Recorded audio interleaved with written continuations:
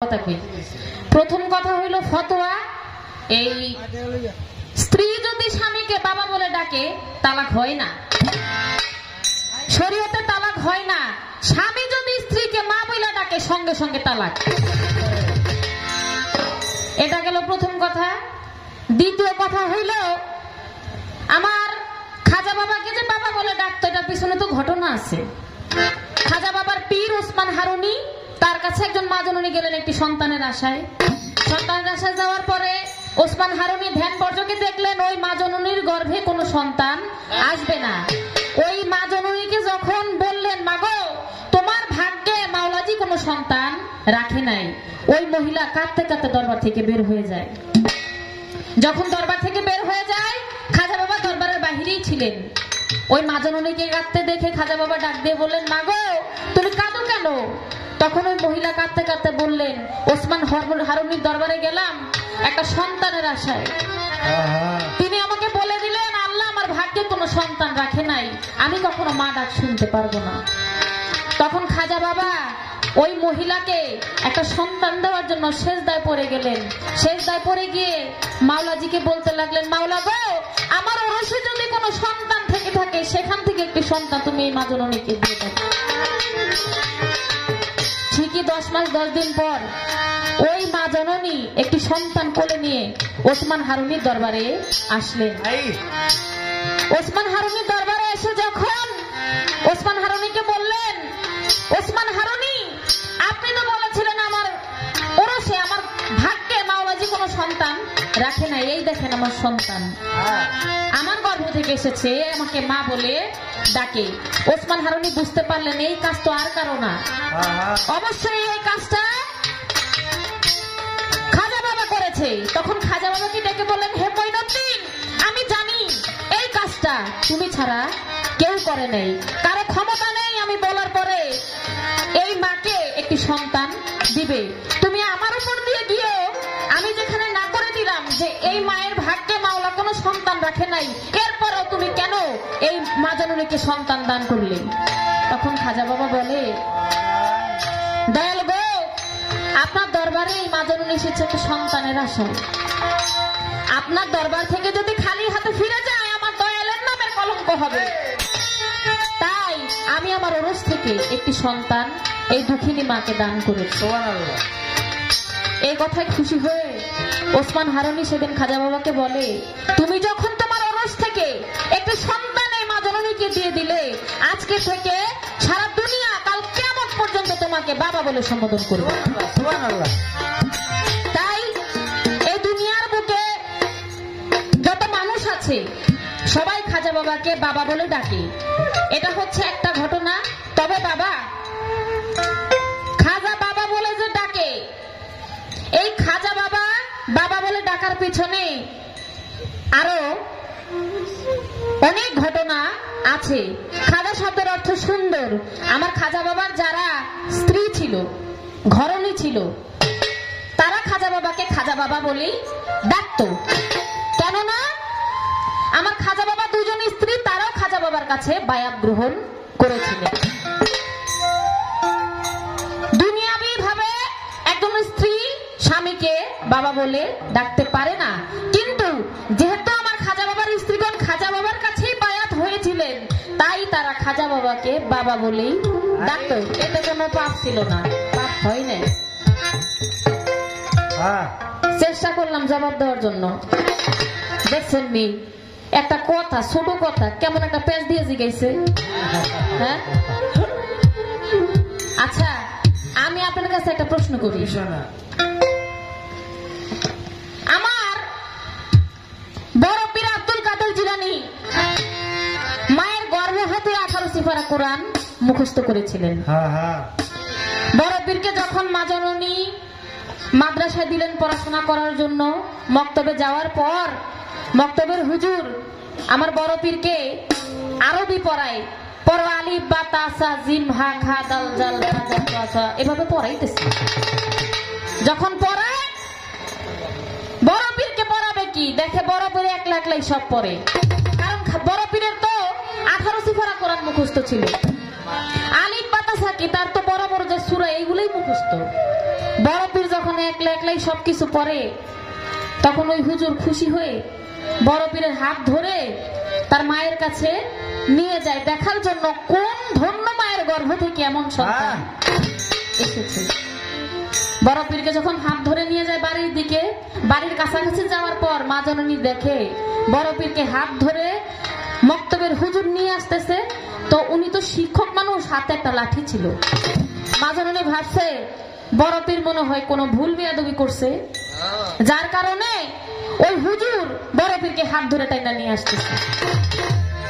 মা জননী রাগ করে হাতে একটা লাঠি নিয়ে বাড়ি থেকে বড় পীরকে দৌড়ানি দেয়। মায়ের হাতে লাঠি দিয়ে দেখে বড় পীর যখন দৌড় দেয়, দৌড় দিয়ে কবরস্থানের মাঝখান দিয়ে ঢুকছে। বড় পীর যখন ঢুকছে দৌড় দিছে, বড় পীর তো শিশুকালে খুব চঞ্চল ছিলেন। যখন কবরস্থানের মাঝখান দিয়ে দৌড় দেয়, মুর্দা যত ছিল কবরের ভিতরে কয়, এই তো দেখোস না আমার মায়ের যে লাঠি লয়ে গেছে, আমি দৌড়ে গেছি, তোরা শুয়ে রয়েছে সব দৌড়ের কবর সব উঠটা দৌড়। যত মুর্দা ছিল কবরের ভিতরে সব প্রাণ ফিরে পেয়ে দৌড় আরম্ভ করছে।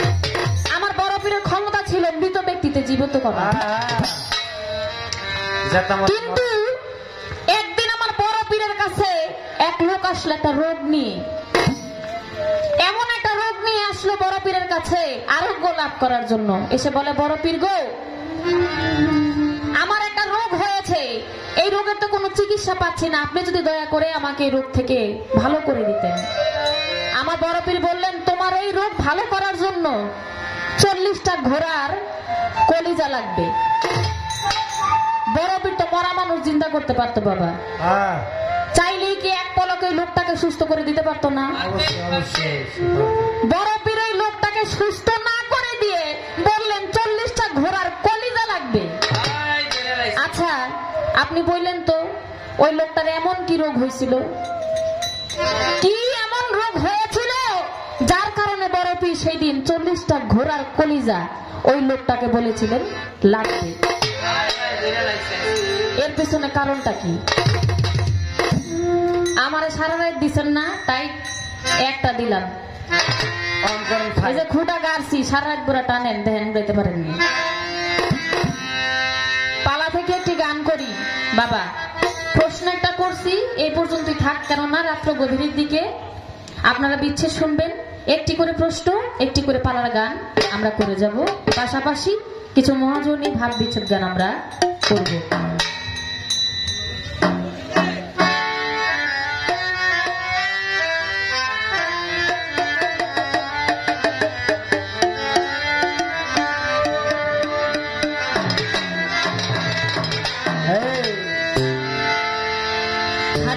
খাজা বাবা মার হাবা মার হাবা, খাজা বাবা মার হাবা মার হাবা।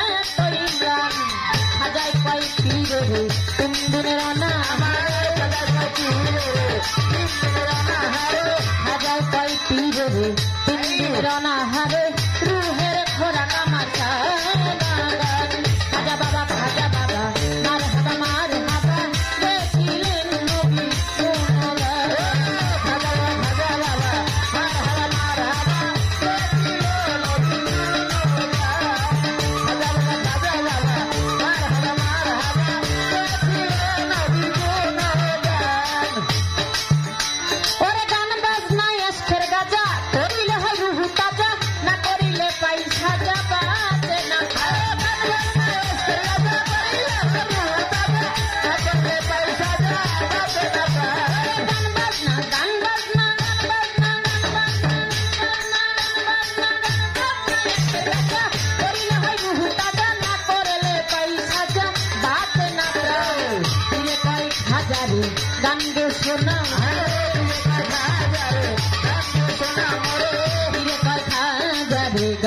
শোনা মোরে আশা হৃদয় গরবে খাজা বাবা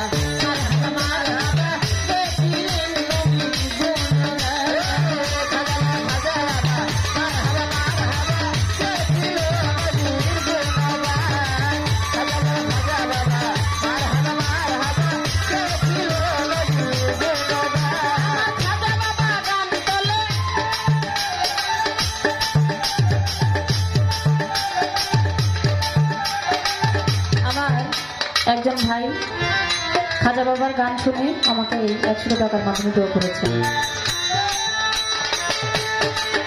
আমার খাজা বাবার গান তোলে ফিরে নাচে তালে তালে আরো নাচে আল্লাহর জমিন। আমার খাজা বাবার গান তোলে ফিরে নাচে তালে তালে আরো নাচে খাজা বাবা খাজা বাবা খাজা বাবা খাজা বাবা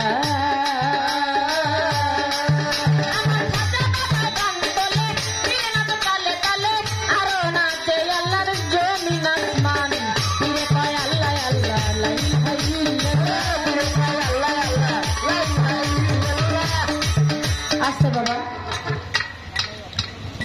এই গানটাকে জায়েজ করেছেন আমার খাজা বাবা।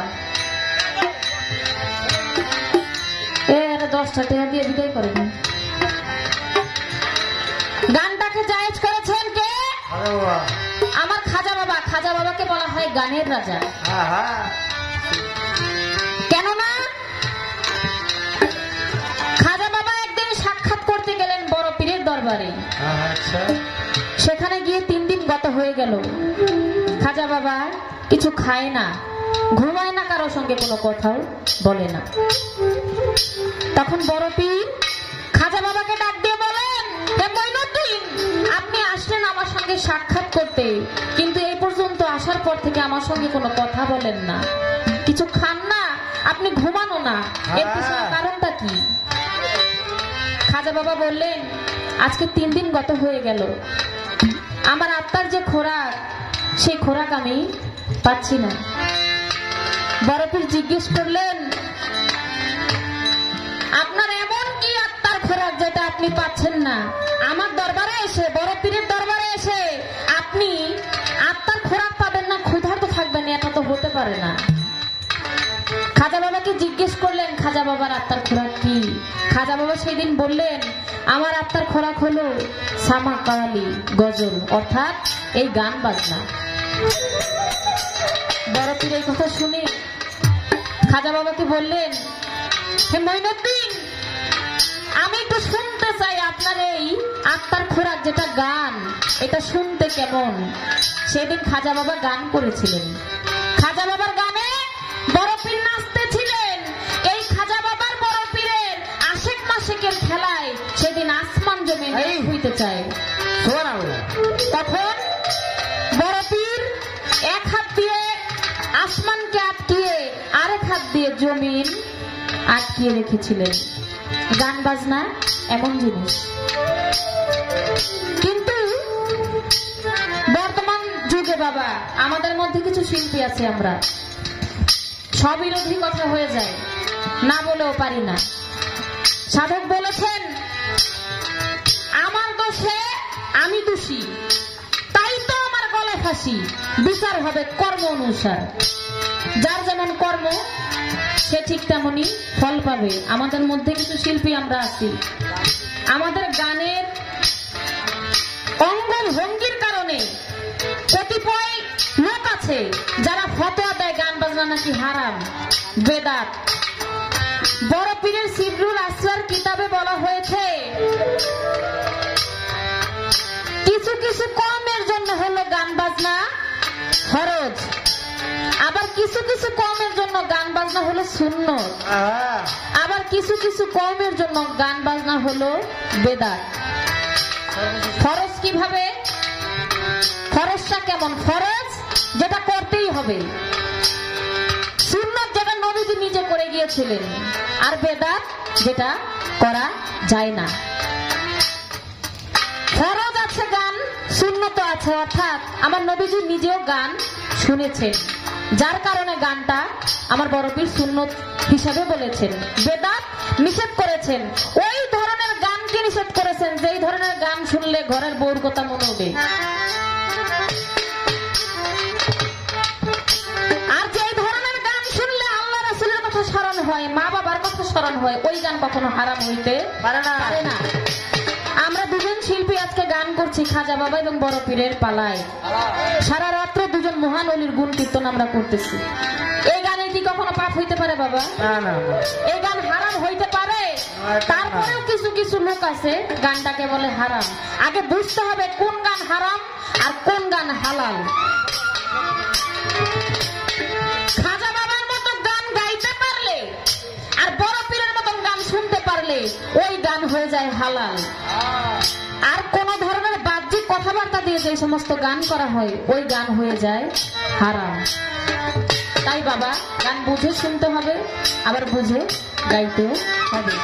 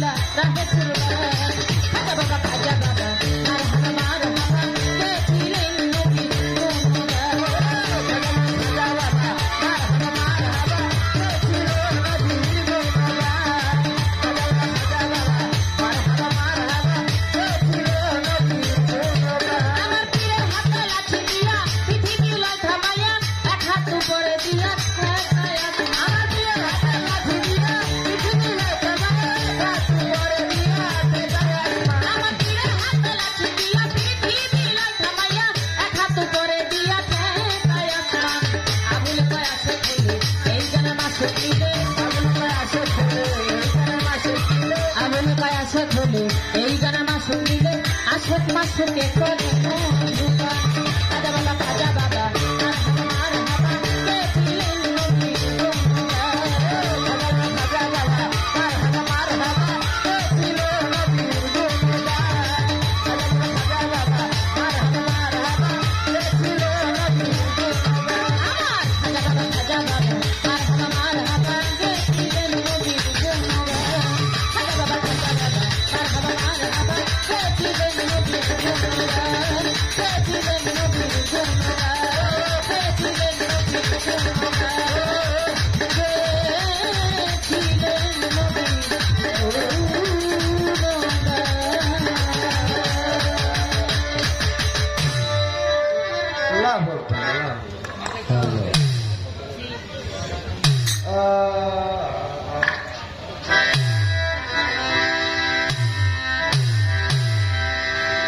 বিচ্ছেদ গান করি।